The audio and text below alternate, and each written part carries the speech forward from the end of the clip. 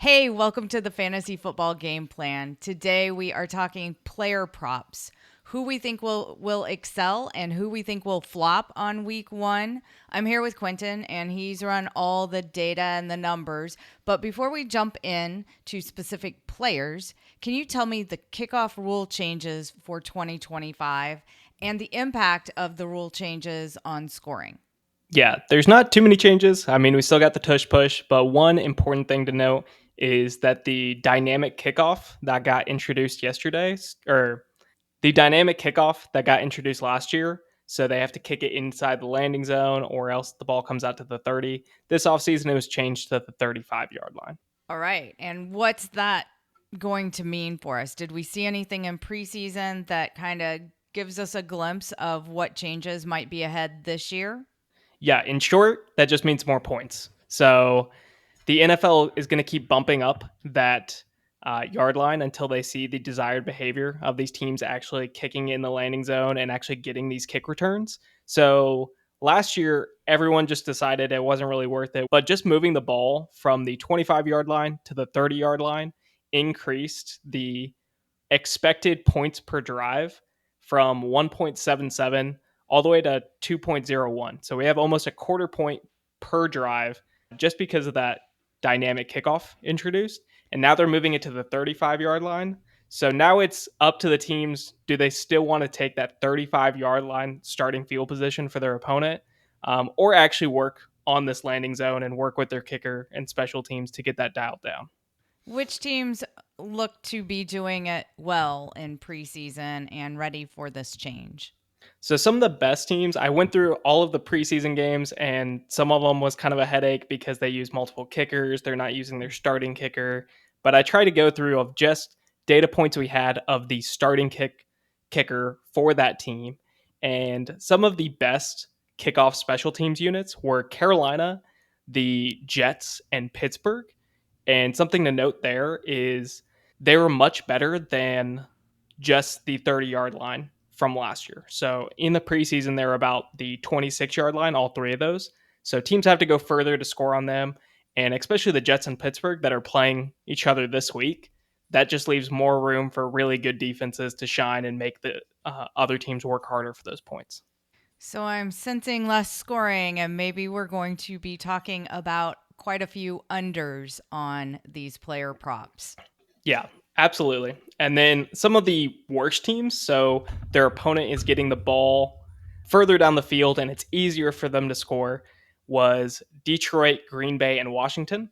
And Detroit and Green Bay are also our case study of when we have two bad teams playing each other. How does this affect the game? But that game's already supposed to be very high scoring, which means a lot of kickoffs, which kind of magnifies problem for them because you're going to have more kickoffs and the ball's coming out further now against a really good offense that's going to lead to another kickoff. So it might really increase those chances of a true like fireworks show of having those crazy 70-point total games. Well, I'm going to be excited to see what we get to talk about next week when we have some real data and not just preseason to talk about on these kickoffs. So let's kick it off with what are some of your favorite prop bets this week?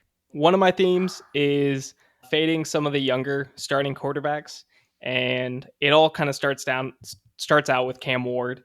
I'm taking his under 193 and a half yards at minus 115. That Broncos passing defense is just a brutal debut for Cam Ward, and we typically see these first overall picks struggle against a top five defense. Um, the only real way I see this not hitting is if the Broncos just get up by so many that they don't really care and they're sitting back in a soft zone coverage and just kind of letting Cam Ward get his some completions in the second half and maybe he accumulates enough yards. But I think they kind of want to set an example. It's week one. They're going to be at home. And I think they're fine just kind of taking it to them all game. Yeah, I think they will be too. The Broncos defense is tough. We saw that last year. And like you said, it's week one and everyone's fired up and they're going to try to make an example. Who else on the young quarterback side are you fading? The other one I'm going with is Spencer Rattler. So during the summer, we didn't even think he was going to be the starting quarterback for the Saints. Everyone thought it was going to be Shuck. People had kind of written off Rattler because we saw what he did last year. I mean, last year he was pretty horrific. He had more interceptions than touchdowns. I think he had an 0-7 record as a starter, but somehow he won the job, which I think might say more about Shuck than Rattler. So, but I'm fine taking his under on completions against the Cardinals defense. So the line I saw was 19 and a half. And I just think that's too many for a 57% completion percentage quarterback, especially against a really improved zone defense. What's your take on that? Yeah, I see the Cardinals improve this year too, and probably just wanting to run the clock out in this. They get up early, they start running the ball, and I mean, I guess the Saints may have to try to throw, and that would be kind of the scary situation. But I think we're going to see a heavy dose of James Conner and probably even some Trey Benson worked in for the Cardinals. This is going to be one of the slower games as far as pace of play. I see it ending sooner than we'd like, and we hit the under for 19 and a half completions. Yeah, 19 and a half is kind of getting up there for Rattler. So I can see that happening in this game. Any quarterback you do like this week? This is our week to really call our shot, and we haven't seen a lot of these guys in their new systems. The person I'm calling the shot on is Michael Penix against the Tampa Bay defense. The bet and the angle I like the best in this game is over 35 and a half yards for his longest completion. It's kind of very specific, but man, he loves to take deep shots. He loves to push the ball down the field. He's got the arm to do it. He was hitting them in the 3 game sample we have of last year.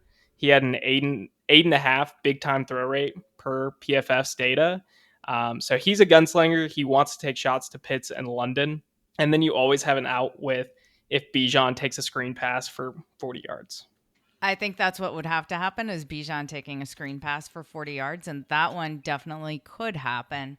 I'm not on Pennix, but we differ on the whole Falcons offense, and we've shared notes on that.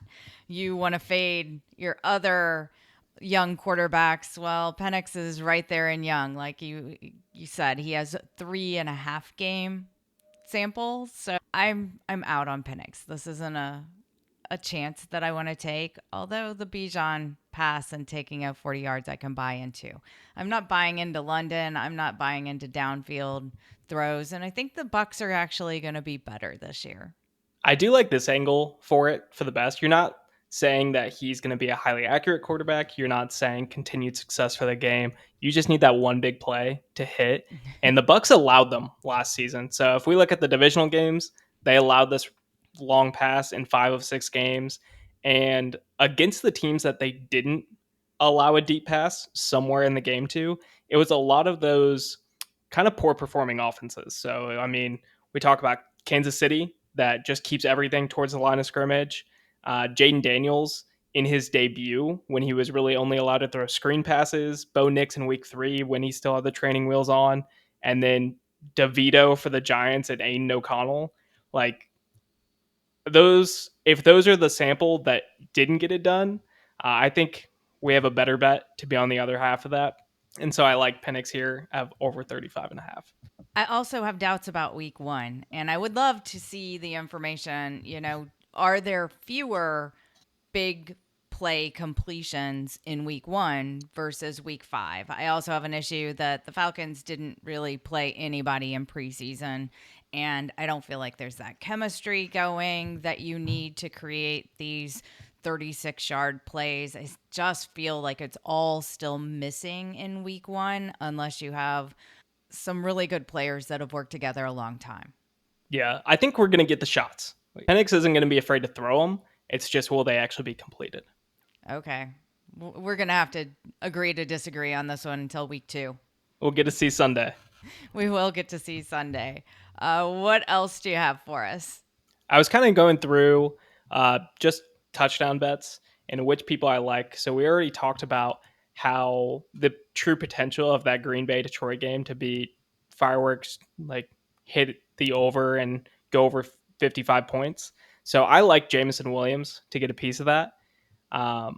And I also like James Conner. So we talked about Rattler, but on the other side, James Conner should get a heavy dose of carries, and that is the one of the worst defensive lines in the NFL on the Saints. So I think he's going to be very successful in those carries well too. Especially these older players, they tend to start the season well, especially when their legs are fresh.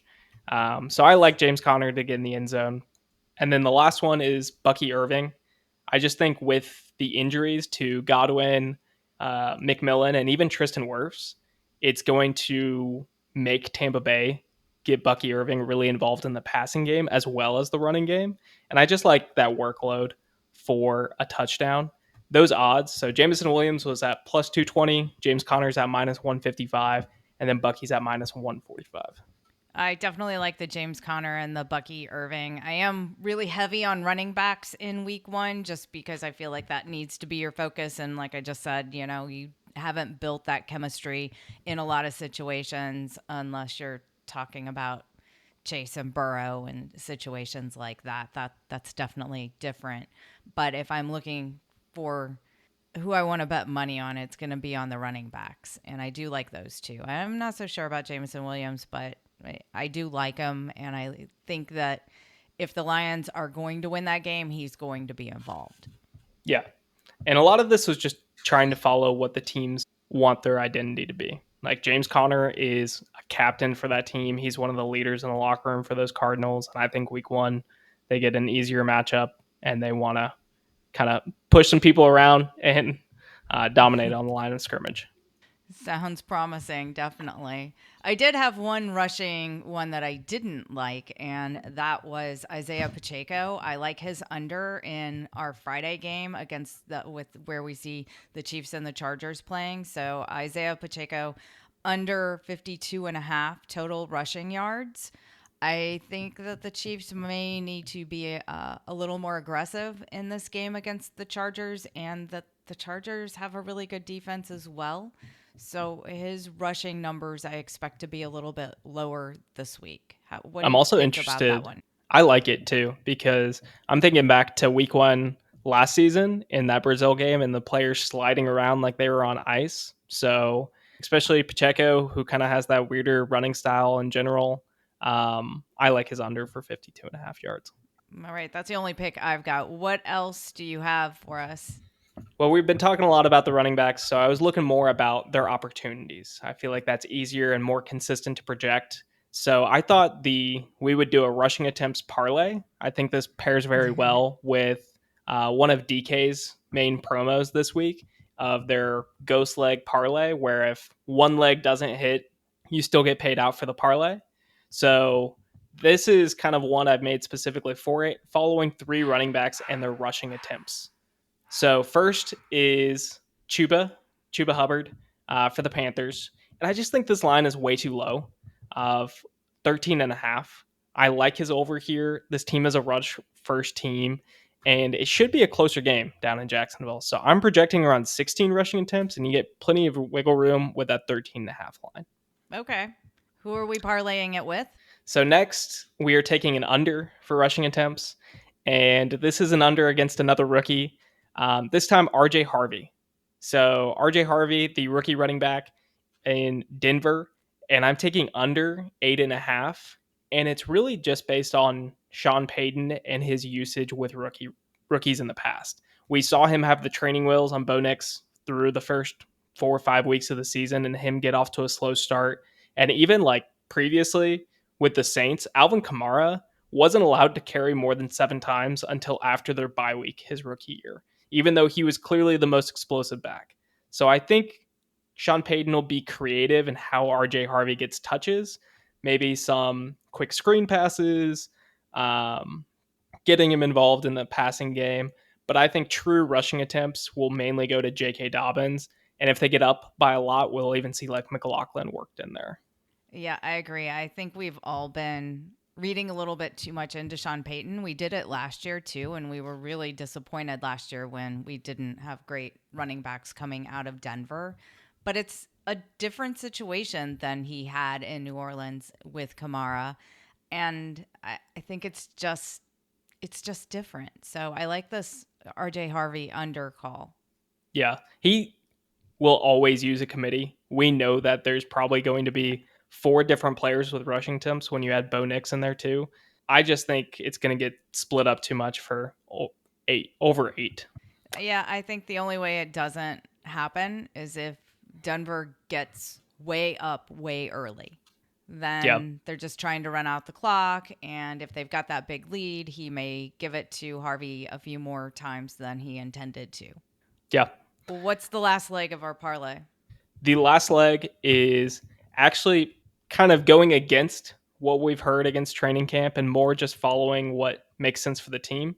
And that is Breece Hall for the Jets over 11.5 rushing attempts. So all offseason, we've heard about Braylon Allen. We've heard about the split, wanting to make it a committee. And I just don't really believe it. Like Braylon Allen had 1 rush over 12 yards in all of his attempts last year.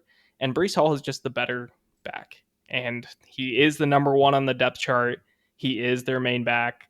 And I think his downfall has been greatly exaggerated in what should be a very competitive game against Pittsburgh. So 11.5 seems like a bottom of the barrel line for a starting running back and still a talented player. Definitely. I like this one too. I probably would want to work that Isaiah Pacheco under 52.5 yards in there.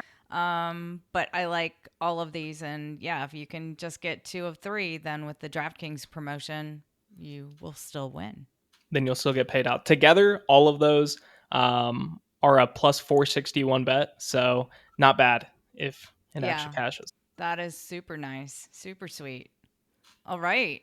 Well, that's today's game plan. Yeah, follow, rate, tell us your favorite play for week 1. It is going to be so exciting to actually have some games on Sunday, and I cannot wait for a couple days and getting to watch NFL football.